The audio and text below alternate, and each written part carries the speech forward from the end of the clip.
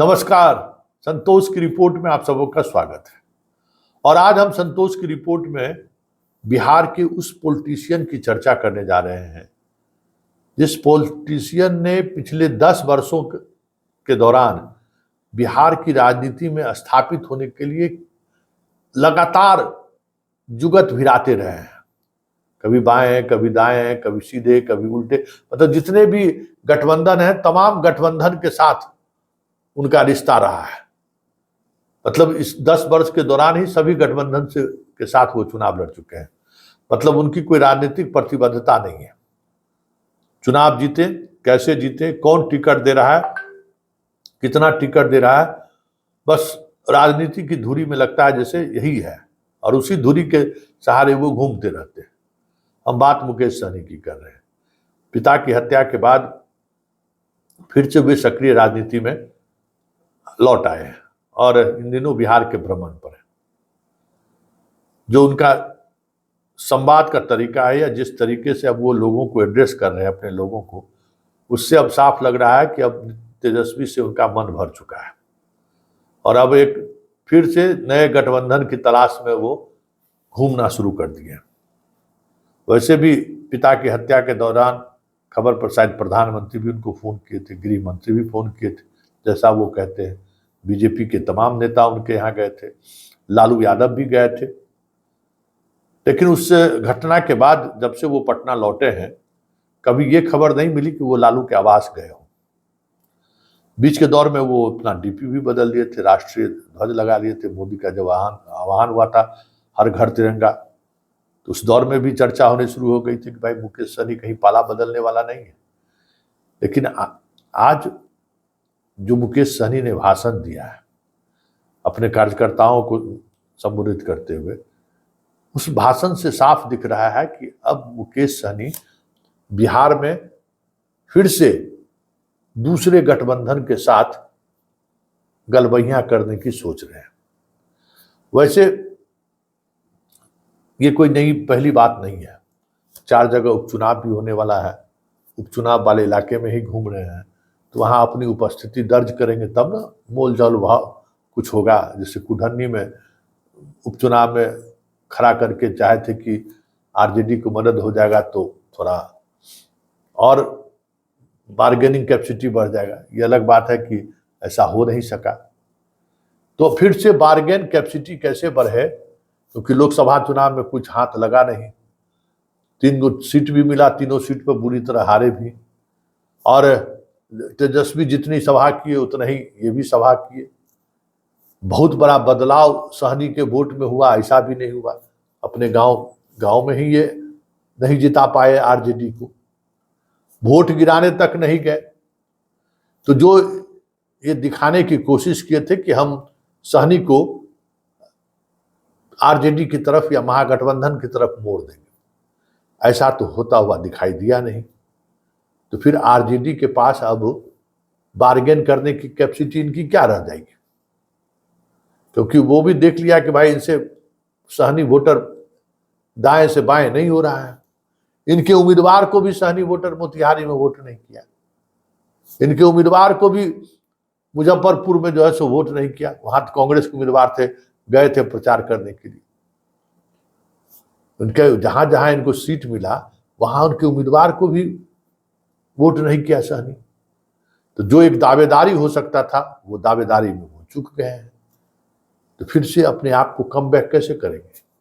तो 4 उपचुनाव होना है, उस उपचुनाव में उम्मीदवार खड़ा करेंगे और बार्गेन कैपेसिटी बढ़ाने की कोशिश करेंगे कि कुछ जगहों पर इनको वोट मिल जाए और उस वोट की वजह से दोनों में से जो गठबंधन हारेगा उसके तरफ मिलकर बार्गेन करके 5-10 सीट खींच लेंगे। हालांकि इस बार एनडीए में बहुत ही कसमकस वाली स्थिति है।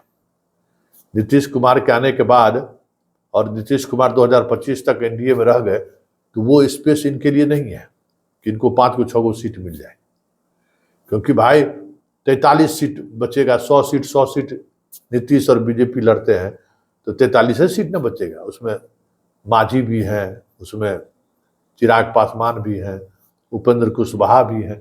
तो फिर इनके लिए क्या स्पेस बनेगा। इसलिए ये उपचुनाव के सहारे साधना चाहेंगे, अपनी बार्गेन कैपेसिटी बढ़ाना चाहेंगे। लेकिन बड़ा सवाल ये है कि ऐसे व्यक्ति की राजनीति में महत्ता क्या है, या फिर इस तरीके के व्यक्ति जो मुंबई से पैसे कमा कर आया और राजनीति मैदान में कोशिश कर रहा है कि हम भी अपने आप को स्थापित कर सकें, तो ऐसे व्यक्ति के सहारे अगर राजनीति चलने लगे तब तो फिर बहुत मुश्किल हो जाएगा। जो कार्यकर्ता जो लंबे अवधि से राजनीतिक आंदोलन में जुड़े हुए हैं, ये बात अलग है कि बिहार में मुकेश सहनी की स्वीकारोक्ति अभी तक इसलिए नहीं हुआ है कि ये जिस तरीके से बिहार में प्रकट हुए हैं उस तरीके की राजनीति को बिहार के लोग अभी भी स्वीकार नहीं करते हैं। देख लीजिए ना, मुखिया उखिया भले बाहर में रहने वाला कमाने वाला लोग आता है, गांव में दारू शराब पिला के भले चुनाव जीत जाए, लेकिन विधायक के चुनाव में मुकेश सहनी को क्यों नहीं सहनी वोटर अभी तक स्वीकार किया है, यह लोकसभा चुनाव में, कि भाई ये जैसे प्रकट हुए हैं ना, उस प्रकटीकरण को समाज अभी स्वीकार करने को तैयार नहीं है। और अभी तक किसी भी ऐसे नेता को समाज ने स्वीकार नहीं किया, तो ये इनके लिए एक बड़ा संकट है। अब देखिए, जो अभी इन्होंने अपनी बातों को कहा, जरा उसको सुन लीजिए कि किस तरीके से इन्होंने तेजस्वी पर भी तंज कसा है और अपनी राजनीतिक महत्वाकांक्षा को भी उन्होंने प्रदर्शित किया है। तो पहले जरा उस सुन लीजिए कि तेजस्वी पर उनका तंज क्या है और फिर उनकी राजनीतिक महत्वाकांक्षा क्या है। वो भी कॉन्ट्रैक्ट ले लिए हैं प्रशांत किशोर की तरह। जरा सुनिए तेजस्वी को लेकर और अपनी राजनीति को लेकर मुकेश सहनी क्या कर रहे हैं, फिर इस पर हम चर्चा करते हैं। मेरा मकसद ये नहीं है कि घर परिवार के लोग चुनाव जीतकर विधायक, सांसद, मंत्री बने। मेरा मकसद है कि पार्टी कैसे मजबूत हो और जो व्यक्ति चुनाव जीत सकता है उसके ऊपर हम दांव खेलते हैं। आपने लोकसभा में देखा होगा 3 सीट मिला मुझे, जहां पे हमें जो उचित लगा, जिनकी तैयारी था, उनको हमने चुनाव लड़ाया। जरूरी नहीं था कि मुकेश सहनी या उनके भाई वहां पे जाकर चुनाव लड़े। हम भले चुनाव नहीं लड़े, लेकिन हम अपने पार्टी से एक हम पासवान भाई को हमने चुनाव लड़ाया, एक बनिया समाज से हमने चुनाव लड़ाया, एक हमारे कुशवाहा समाज से हमने चुनाव लड़ाया। अगर इससे पहले अगर 19 में लोकसभा देखते हैं तो 2 निषाद लड़ा, एक बनिया समुदाय से लड़ाया। जब बिहार विधानसभा 2020 का समय आया तो हमें 11 सीट मिला है, तो हम 4 अति पिछड़ा को हमने लड़ाया है, हमने दलित भाई को चुनाव लड़ाया था, हमने ब्राह्मण को चुनाव लड़ाया, हमने राजपूत को हमने चुनाव लड़ाया, हम बनिया समुदाय से चुनाव लड़ाए। यानी कि हर जाति धर्म को हमने, यादव भाई को हमने टिकट दिया, हर जाति धर्म को हमने टिकट देकर, जिसको आज़ादी से लेकर अब तक कभी टिकट नहीं मिला था। अति पिछड़ा में लखनलाल पंडित जी को हमने टिकट दिया, कुमार जाति से था, पहली बार हम लोगों ने टिकट देने का काम। पार्टी में मजबूती से जुड़ रहे हैं और जब आप जुड़ रहे हैं तो हम मौका तब देंगे जब आप मौका लेने लायक रहेंगे। इसका ये मतलब नहीं कि आप पार्टी में आ गए और आपको टिकट मिल जाएगा, ऐसा नहीं है। हाँ, पार्टी में हम टिकट आपको देंगे तब जब आप चुनाव जीतने लायक रहेंगे। तो इसलिए आप तमाम हमारे जितने भी साथी जुड़े हैं, तो आपको अपने आप को साबित करना पड़ेगा। तो आपने सुना, परिवारवाद से इनको बहुत नफरत है, जाति की राजनीति भी इन्हें पसंद नहीं है। बताइए, सहनी के घरे मछली और मखाना खाते रहते हैं, सहनी के हम पार्टी के नेता हैं कहते रहते हैं, और ये इनको जातिवादी राजनीति पसंद है। इससे बड़ा पाखंड और क्या होगा? इनकी ताकत क्या है? क्या कहे कि हमको विधानसभा मौका मिला तो अति पिछड़ों को दिए, राजपूत को भी दिए, ब्राह्मण को भी दिए, लोकसभा में दिए, तो हम अपने किसी सहनी को नहीं दिए। तो ये जो राजनीति है ना, ये राजनीति ठीक उसी तरीके की राजनीति है जिस तरीके की राजनीति प्रशांत किशोर कर रहे हैं। हम चुनाव नहीं लड़ेंगे, हम लड़वाएंगे, हम ठिका लेंगे लड़ने का। भाई क्या है भाई, ये कोई टेंडर है क्या? लोकतंत्र में चुनाव की प्रक्रिया कोई टेंडर है क्या? टेंडर जो भरेगा उसको आप मदद कर, पेटी कॉन्ट्रैक्टर आप है क्या? तो इसी राजनीति को समझना है कि जो नए प्लेयर बिहार में राजनीति, क्योंकि देखिए अब कोई आंदोलन उस तरीके का बिहार में जेपी मूवमेंट के बाद हुआ नहीं है। तो जब आंदोलन नहीं हो रहा है तो फिर, और आंदोलन में जिस तरीके से आपको जमीन पर उतरना होगा, जिस तरीके से संघर्ष करना होगा, इसके लिए आजकल कोई तैयार नहीं है। सब सोशल मीडिया और सोशल प्लेटफॉर्म के सहारे ही राजनीति में बने रहना चाहते हैं। तो इस संकट में तो फिर कॉन्ट्रैक्ट ही ले सकते हैं, जैसे प्रशांत किशोर कॉन्ट्रैक्ट ले रहे हैं। लेकिन मुकेश सहनी के इस कॉन्ट्रैक्ट को स्वीकार कौन करेगा? क्योंकि विधानसभा चुनाव में क्या कहते हैं, इनके पास भी बहुत स्पेस नहीं रहेगा आरजेडी के पास कि बहुत ज्यादा सीट वो इधर से उधर मुकेश सहनी को दे सके। क्योंकि मुकेश सहनी की वजह से जो नुकसान हुआ है पार्टी को, महागठबंधन को या इंडिया गठबंधन को, उसको लोग अभी भी नहीं भूल पाए। वो सवाल फिर उठेगा। और जिस तरीके से वो सिर्फ आरजेडी के साथ खड़े रहे, इसको लेकर भी इंडिया गठबंधन के अंदर जो है सो विवाद हुआ है।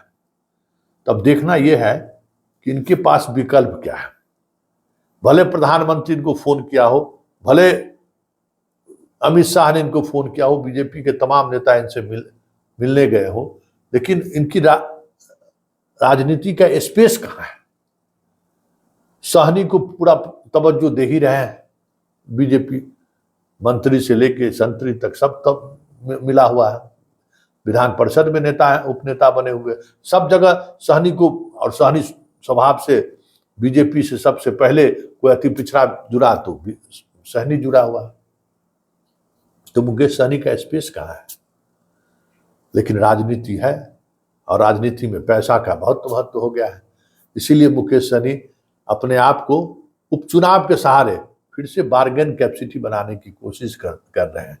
और इसके लिए इस तरीके की बयानबाजी करनी वो फिर से शुरू की है, जिससे लगे दोनों गठबंधन को, उनके मतदाताओं को भी, कि बाएं भी जा सकते हैं, दाएं भी जा सकते हैं।